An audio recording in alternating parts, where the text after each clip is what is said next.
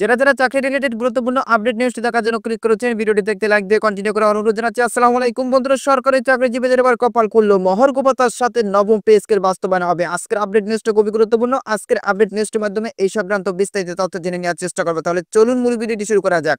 প্রিয় বন্ধুরা, মূল ভিডিওটি শুরু করার আগে বরাবর মতো ছোট্ট একটি রিকোয়েস্ট থাকবে, প্লিজ যদি আমাদের এই পরিবারের নতুন দর্শক হয়ে থাকেন, এরকম নতুন নতুন চাকরি রিলেটেড আপডেট নিউজ সবার আগে পেতে আমাদের এই চ্যানেলটি সাবস্ক্রাইব করে রাখুন। প্রতিবেদনে বলা হচ্ছে 50% মহার্ঘ ও নবম পে স্কেল বাস্তবায়ন সহ 7 দফা দাবিতে আন্দোলনরত সরকারি চাকরিজীবী ঐক্য পরিষদের নেতাদের দাবি দ্রুত সময়ের মধ্যে সমাধানের আশ্বাস দেওয়া হয়েছে। 15 সদস্যের একটি প্রতিনিধি দল প্রধান উপদেষ্টার কাছে স্মারকলিপি দিতে যান, তখন প্রধান উপদেষ্টা ব্যস্ত থাকায় তার হয়ে সহকারী একান্ত সচিব সাব্বির আহমেদ তাদের এই আশ্বাস দেন। প্রধান উপদেষ্টার হয়ে ঐক্য পরিষদের নেতাদের সাব্বির আহমেদ বলেন, আপনাদের অনেক দুঃখ কষ্ট আছে, সেগুলো আমি দেখেছি।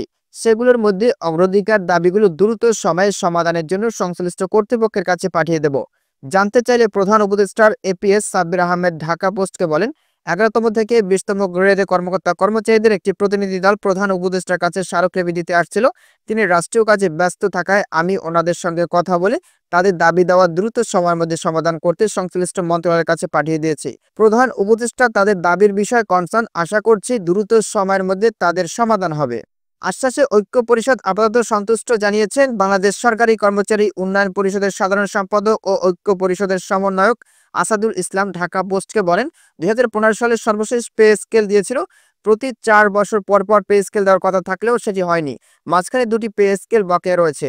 অন্যদিকে দ্রব্যমূল্যের চরম ঊর্ধ্বগতির কারণে কর্মচারীদের জীবন যাপন করতে অনেকের কষ্ট হচ্ছে, অনেকেই ঋণগ্রস্ত হয়ে গেছে। এসব বিষয় প্রধান উপদেষ্টার কাছে গিয়েছিলাম। প্রিয় বন্ধুরা, এই ছিল মূলত আজকের আপডেট নিউজ। এই বিষয়ে যদি আপনাদের কোনো ব্যক্তিগত মতামত থেকে থাকে তাহলে অবশ্যই কমেন্ট করে জানাবেন। পরবর্তীতে নতুন কোনো ভিডিও নিয়ে আপনাদের মাঝে হাজির হবো। সবাই ভালো থাকবেন, সুস্থ থাকবেন। আল্লাহ হাফেজ।